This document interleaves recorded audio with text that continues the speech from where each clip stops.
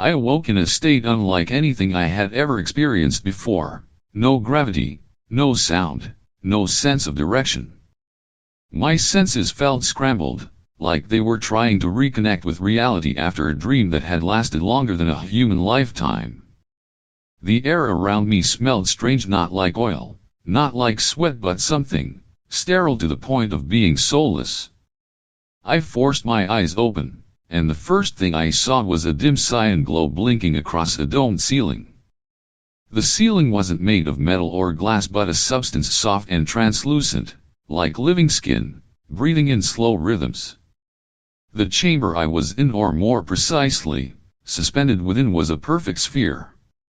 There were no doors, no seams, no visible technology. Just an energy field holding me in place, hovering me inches off the ground, my body paralyzed by some unseen will. My name is Rei Calder. Before all of this, I was a bartender at Resource Station Epsilon 9, a dusty outpost tucked between mining belts in a dry cluster. I wasn't a pilot, a soldier, or a scientist. I was the guy who mixed drinks, listened to lonely stories, and gave miners an excuse to laugh. The last moment I remembered was wiping a glass behind the bar while the red emergency lights flashed. A strange signal had just hit the outer perimeter. And then nothing. No pain, no blinding light, no dreams. Just an endless black stillness. Until now. As I tried to move my arm unsuccessfully, a voice echoed inside my head. Not through my ears, but directly into my consciousness, like a thought not my own. Human specimen has awakened. Beginning assessment. I thought I was hallucinating. But no, those words were clear, mechanical yet unmistakably directed at me. My eyes darted around the chamber, trying to find the source of the voice. The walls pulsed softly, like the slow heartbeat of a giant creature. Then the walls shifted. From a seam that hadn't existed a second before, 3 figures glided into the room. They made no sound as they moved, their steps more like glides through space. They were far taller than any human, slender to the point of transparency, yet not fragile. Their skin, or what resembled skin, glowed faintly, reflecting the rhythm of the chamber's lights. Their faces had eyes, a nose, a mouth, yet all wrong. As if someone had described a human to a sculptor who'd never seen one and asked them to guess. Every detail individually right, but together, deeply alien. One of them raised a hovering device that emitted a fan of green light scanning over me. Another tilted its head slightly, a gesture of analysis rather than empathy. No mutations. No damage after 312 stasis cycles. Specimen identified, Homo sapiens. Status, alive. I couldn't speak. My mind reeled. 312 cycles? That meant over 3 centuries? I had been in stasis for more than 300 years? Everyone I knew, gone. Everything I came from wiped out. Me, a lowly outpost bartender, was now somehow a biological artifact? I managed to croak a single question, my voice brittle like glass. What happened to humanity? None of the beings looked directly at me, but the answer came crisp, emotionless, undeniable. Earth's civilization, extinct. Current specimen is the only preserved individual. My heart clenched. And in that moment, I didn't know what hurt more, the realization that I was no longer free. Or that I might just be the last human alive. I didn't know how they transported me to what they called the sedimentary hall. The name itself sounded like something caught between reverence for history and the ominous suggestion that I was no longer a living being but a fossil with a pulse. The transport pod had no windows, no engine hum, no hint of direction. Just a band of dim violet light stretching along the ceiling and the kind of sterile silence that slowly chips away at your sanity. When the pod opened, I stepped into a chamber too vast to be called a room. It was a floating sphere, zero gravity, no clear floor, no sky, where hundreds of hovering platforms drifted in concentric circles. On each one stood a delegate from some distant star system, each more bizarre than the last. Towering crustacean-like beings, bioluminescent gas sacs pulsating within containment fields, creatures that shimmered like water vapor yet radiated an unnerving presence. All of them were staring at me. I was positioned in the center on a glowing pedestal, slightly elevated, as if I were some newly unveiled sculpture in a cosmic gallery. I had no protection, no translator, no rights. I wasn't a person here. I was the artifact. A voice, distorted through a universal translator, rang out across the dome. Specimen 731. Last known biological entity of Homo sapiens. Earth's civilization declared extinct 312 cycles prior. Genetic integrity, verified. Emotional response, active. Conscious awareness, intact. Classification, unique. Starting bid, 80 million Orvis credits. I had no idea how many bourbon bottles 80 million Orvis credits could buy, but I knew one thing: I was no longer considered a man. Lights began flashing from the various platforms. 90 million. 120, 150. A gelatinous being cackled through its interpreter as it raised the bid to 200 million. I couldn't understand their words, but I recognized that look, the kind that saw me as a conversation piece for a dinner party. A novelty. My fists clenched. Not from fear, but from the deep, aching realization that everything I was being priced. Then, she appeared. All the lights dimmed. Only one spotlight remained, cascading from above onto a descending platform that looked like a lotus blooming in space. Its surface wasn't mechanical, it was alive, flowing, pulsating, constructed of translucent biocrystals that shimmered in harmony with her presence. She stood in the center. Queen Celia of the Shavar Dominion. I had never seen a being like her. Her eyes were molten silver, deep and sharp enough to slice through history. Her skin was the color of a muted eclipse, violet under shadow, glowing under light. Her gown flowed like a liquid nebula, and her hair cascaded behind her like a river of frozen starlight. She said nothing. She didn't examine me. Didn't question my condition. She simply tilted her head slightly. Just once. The auctioneer froze. His voice trembled as it echoed. Royal priority override engaged. Bid, 350 million. Immediate claim. No negotiation. Gasps, or their alien equivalents, rippled through the hall. I had just been purchased. Not for function. Not for genetics. Not even for amusement. But because someone who ruled 31 star systems, had pointed at me as casually as one might select a potted plant. I stood still. Not because I was afraid, but because I didn't understand why. As her platform rotated to ascend once more, her eyes flicked in my direction. Just for a moment. Not a glare. Not an inspection. But something else.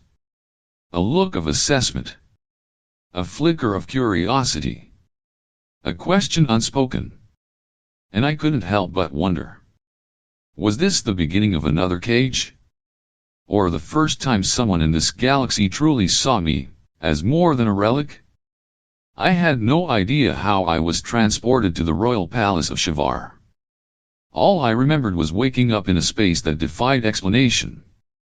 It wasn't built, it felt grown. The entire structure was organic, seamless, alive.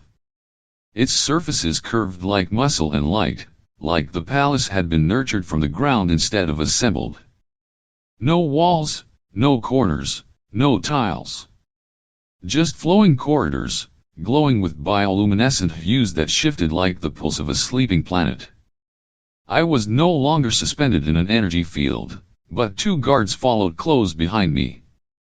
They didn't chain me, but the weight of their silent presence suggested they dared me to try something stupid. I didn't. Not because I feared punishment, but because I was done being afraid. I had already lost everything: my time, my people, my history. All I had left was my voice. And my stubbornness. They brought me to a massive chamber, the Northern Crystal Hall, apparently. In its center stood a rotating pedestal, bathed in soft white light. Above, artificial sunlight streamed from the dome like a focused beam of attention. It wasn't a room for comfort. It was a stage. A display. I was expected to stand there. I didn't. On my first day, I stepped down from the pedestal. The guards reacted instantly. Their weapons powered up, a sharp hum slicing through the silence. I raised both hands in surrender and asked, as casually as possible, "So, does this place have coffee?" No one answered. But a technician adjusting the ambient lighting flinched slightly. I caught that. I smiled at him. He blushed, if you could call it that, and quickly turned away. On the second day, I asked, "If I'm going to be furniture, can you at least place me next to something alive? A tree, a plant? Something that breathes." By the third day, I had spoken to every technician, every guard, every cleaning drone.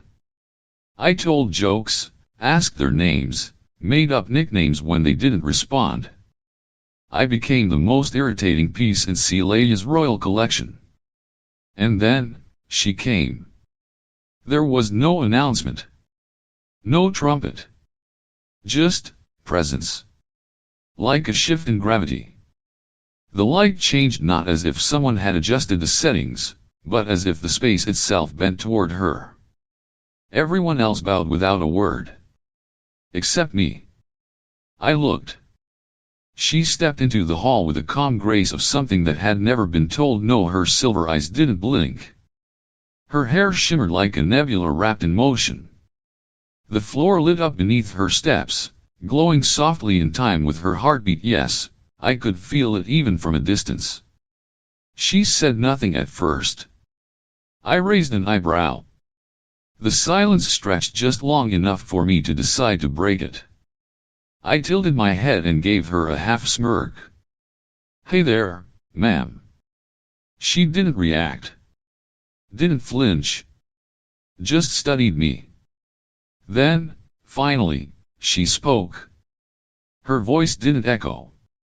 It vibrated somewhere deep in my ribs. "You are not in your designated place." I folded my arms, leaned slightly to the side, and said, "Sorry, Your Majesty. Standing still isn't really my specialty. I used to make cocktails, not pose for portraits." For a split second, something flickered in her eyes. Not anger. Not disdain. Curiosity. "You understand you are royal property?" she asked. "I'm a person," I replied firmly. "And if your empire has never seen someone walk, talk, and disobey in the same breath, well, congratulations. You have now." More silence.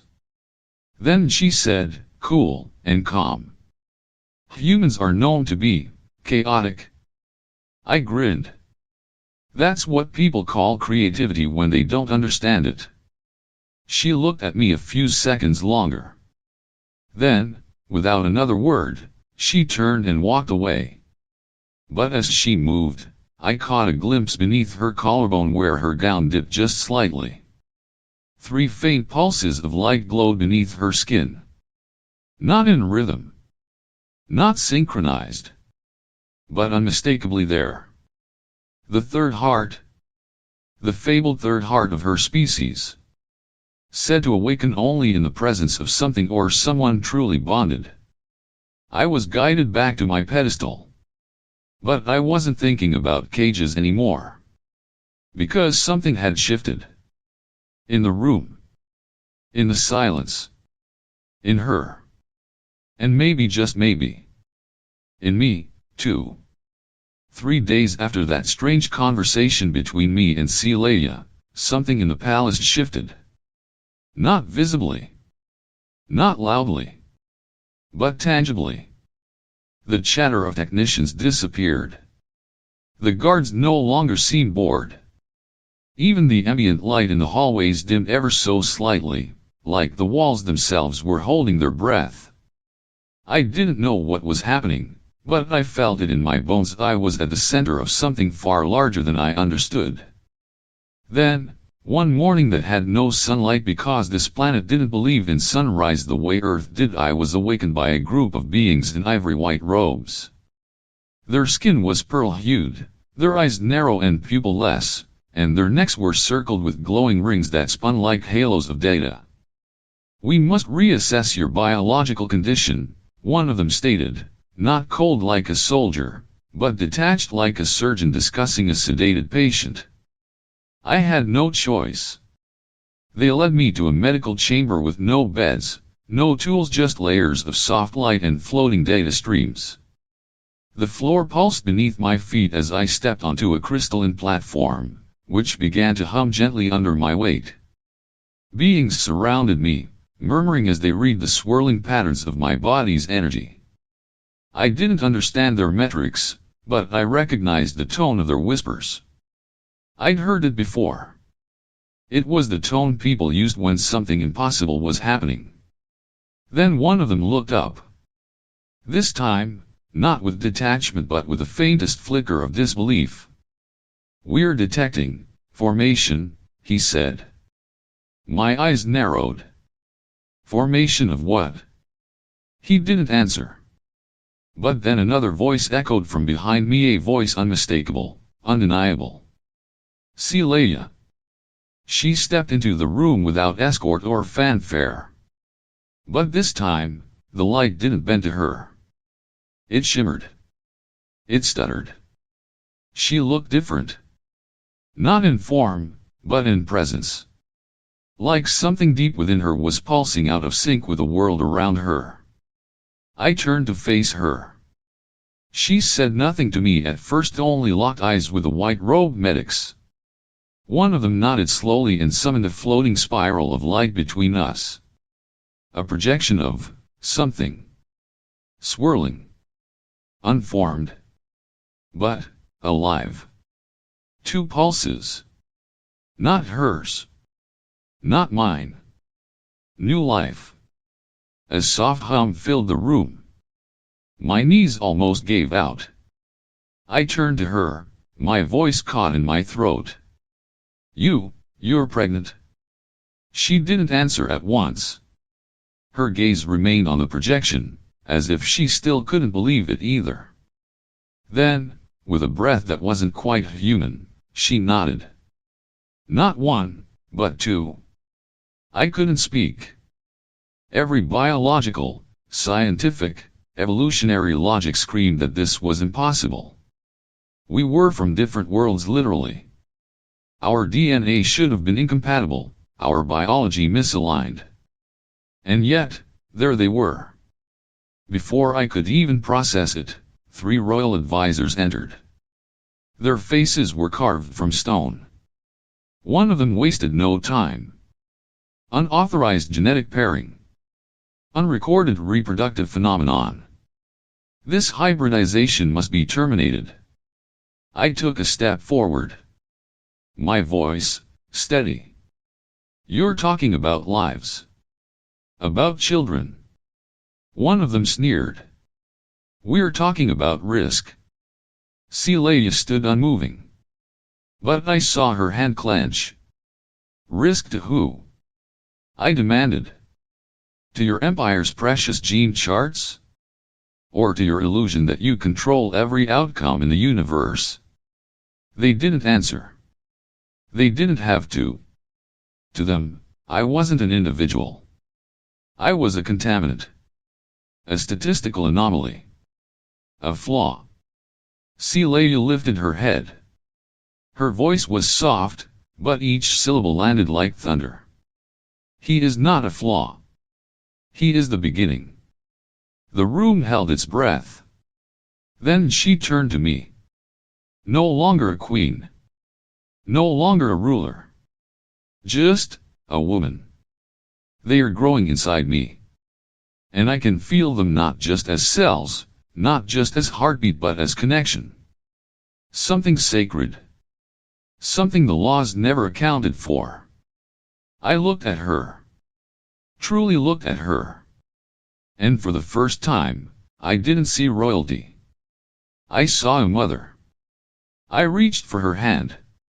I didn't care who watched. I didn't care what laws I broke. Because now, I understood. We had created something. Not a mistake. Not an anomaly. But a new kind of possibility. And if the system couldn't accept that, then maybe the system was what needed to change. Less than 2 days after the truth was revealed, a high-priority summons echoed from the Celestial Administrative Corps, the seat of the Shivar Council, the supreme authority governing life and evolution across the 31 system dominion. An emergency hearing had been called, something that hadn't happened in centuries. And at the center of it all, a species thought extinct. A bartender turned anomaly. Me. Celia and I stepped into the prism-shaped chamber, a place where every sound echoed thrice as if judgment were passed by the echoes themselves. On towering perches surrounding the chamber sat 94 representatives from various races, ancient, powerful, calculated. Their forms differed, but their stares were identical, dissecting, emotionless, unwavering. And at the center of this grand celestial judgment sat Celia, still radiant. Not because of her light, but because she didn't bow to anyone. They asked me to speak. They didn't expect anything of value, after all, I was a specimen. But Celia intervened. If he is capable of creating life with me, then he has the right to defend it. I stepped into the center of the chamber. Every eye focused. Every breath held. I had no speech, no prepared statement. Just memories. And a voice.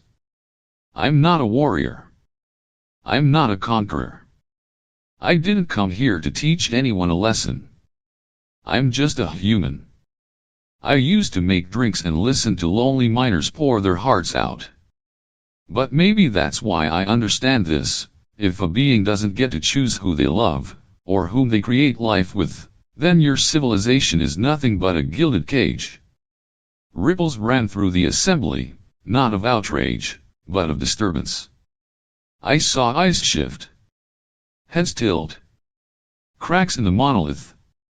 And I drove the point deeper. Earth didn't fall because we were weak. It fell because we feared what was different. We built walls. Drew lines. Made rules to protect a fragile sense of purity. And that fear killed us.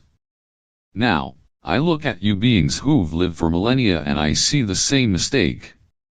I ask you, what's the point of evolving if you're still ruled by fear? One of the council members shouted. This hybrid is a threat. A deviation. I didn't step back. A threat to whom? To those who crown themselves guardians of genetic purity? Or to those who can't fathom a future they didn't write? Celia stood beside me now. The 3 lights beneath her skin, pulsing in perfect rhythm. Her voice, low but resolute. We did not ask permission. We exist. And if your laws cannot accept what already lives, then perhaps it's the laws that must change. There was silence. Then murmurs. Then, applause. Quiet, scattered, but real. The council fractured. Half demanded I be expelled. The children aborted. Half, and growing, urged a reconsideration of the biological parameters and interspecies reproductive rights. Amid that fracture, Celia stepped forward. Her voice carried like song through the chamber. I will not let this life be dictated by fear. From this moment, the autocratic rule of the Shivar crown is dissolved. Our empire will become a constitutional monarchy. A place where all species may have voice, and where survival is not bound to bloodlines, but understanding. The man beside me, Rei Calder, is no longer a specimen. He is my bondmate. The father of the next lineage. And the bridge between what you called impossible. The hall went still. Then, across the Galactic genetic database, the first entries of the Devaran human sublineage were added, not by force, not by conquest, but by heartbeat. And a new chapter began. 3 moons after the hearing, atop the convergence platform where biology and politics once collided in conflict, something unprecedented occurred, not in accordance with sacred ritual, not dictated by imperial decree, but in rhythm with something far more primal. New life. Our children were born at artificial dusk when Shivar's eternal sun dimmed just slightly, casting a soft golden hue across the palace's living crystal spires. 1 boy. 1 girl. Their skin bore Celia's soft lilac hue, their eyes my deep earth brown, and beneath their translucent foreheads, you could see it, 2 beating hearts. Not synchronized. Not mirrored. But dancing around each other in a rhythm neither of our species had ever known. The entire planet held its breath. Not because a law demanded silence, but because no one wanted to miss the moment when the boundary of species dissolved, replaced by biology born of empathy. I stood beside Celia. My hand in hers, once cold like gem glass, now warm, pulsing with life. She wore no crown. No flowing royal garb. Just her, hair down, eyes glistening, chest rising with every breath shared with the 2 tiny beings swaddled before her. And I, Rei Calder, was no longer specimen 731. I was a father. A bridge. A memory made flesh. A proof that one human, with nothing but stories and a heartbeat, could plant the seeds of an entirely new future. When it came time to name the children, we didn't use Earth words, nor Shivar terms. We spoke in a new language, born of what we had created. A language that didn't yet exist in books or data streams, only in glances, and gestures, and the silence between 2 hearts finding one another. That day, we stepped out into the Grand Plaza. There was no throne anymore. It had been dismantled. In its place stood a glass bar, grown from the palace itself, elegant, organic, open. Behind it stood me. Not as a server, but as a host. I poured a single glass of earth bourbon, one of the last in existence, lifted it high, and said, "To Earth, a planet that died, but left behind a seed. To Shivar, a civilization that learned to open rather than close. And to our children, who carry 2 hearts not to choose sides, but to define a new kind of belonging." The plaza erupted in quiet applause. Not the mechanical clapping of ceremonial tradition, but the sound of living beings exhaling, realizing, perhaps for the first time, that survival could come from love. From that day on, no one called me an artifact. No one called Celia the untouchable queen. We were simply, the first. The first to break the rules. The first to love without precedent.